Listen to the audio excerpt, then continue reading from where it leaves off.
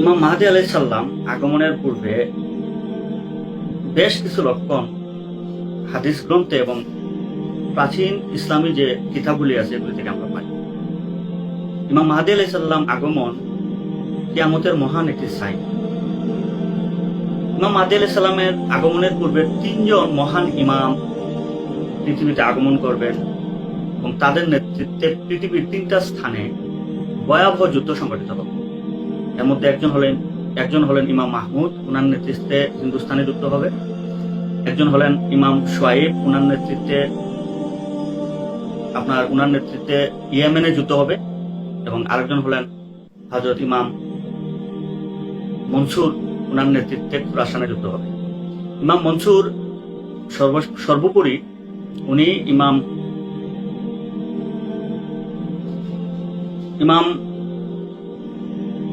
মাহদী আলাইহিস সালামকে সহযোগিতা করবেন এবং আশ্রয় দেবেন, যেভাবে মুহাম্মদ সাল্লাল্লাহু আলাইহি সাল্লামকে আশ্রয় দিয়েছিল মদিনাবাসী।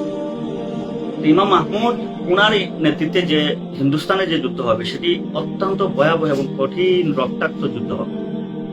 আমরা এটাও পাই ইতিহাসে বা প্রাচীন ইসলামী কিতাবে যে এই যুদ্ধে এত তীব্র আকার ধারণ করবে যে সমস্ত আধুনিকতার গোড়াপত্তন হবে।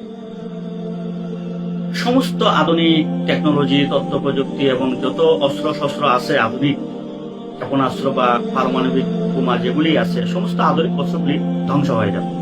পৃথিবী তার পূর্বের স্থানে ফিরে যাবে এবং এই হিন্দুস্তানে যে ভয়াবহ যুদ্ধ হবে, এই যুদ্ধটাই ইমাম মাহদী আলাইহিস সালামের খেলাফত প্রতিষ্ঠার সহায়ক হবে। এবং এই হিন্দুস্তানের যুদ্ধ শেষ করে খেলাফত প্রতিষ্ঠা করে এখান থেকে ইমাম মাহমুদ ওনাকে সহযোগিতা করবে। ইমাম হারিস, আরেকজন সেনাপতি আছে হারিস নাম উল্লেখ করা, উনি ওনাকে সহযোগিতা করবে এবং এখান থেকে ওনারা রওনা দিবেন জেরুজালেমের পথে। ঠিক ইয়েমেনে যাওয়ার পর, খুরাসানে যাওয়ার পর, অর্থাৎ খুরাসান বলতে আফগানিস্তান, ইরান এই আশেপাশে এই অঞ্চলে যাওয়ার পর 70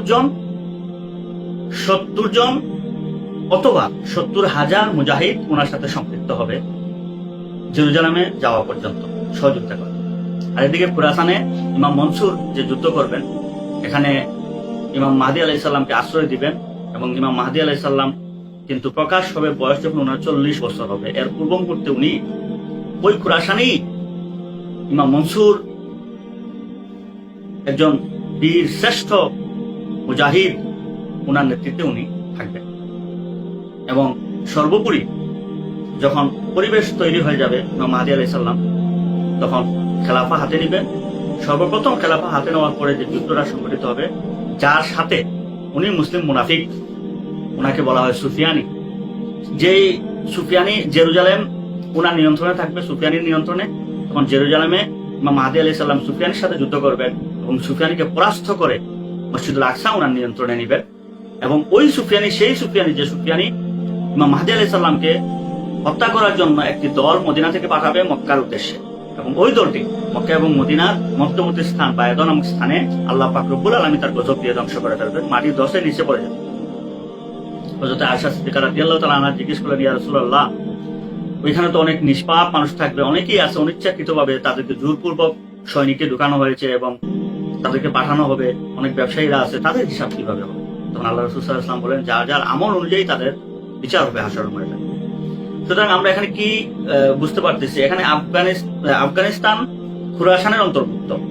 এখানে যুদ্ধ হবে ইমাম মনসুরের নেতৃত্বে, আর এদিকে হিন্দুস্তানে একটা যুদ্ধ হবে ইমাম মাহমুদের নেতৃত্বে, আর ইয়েমেনে একটা যুদ্ধ হবে ইমাম শুয়েব ইবনে হারিস ওনার নেতৃত্বে।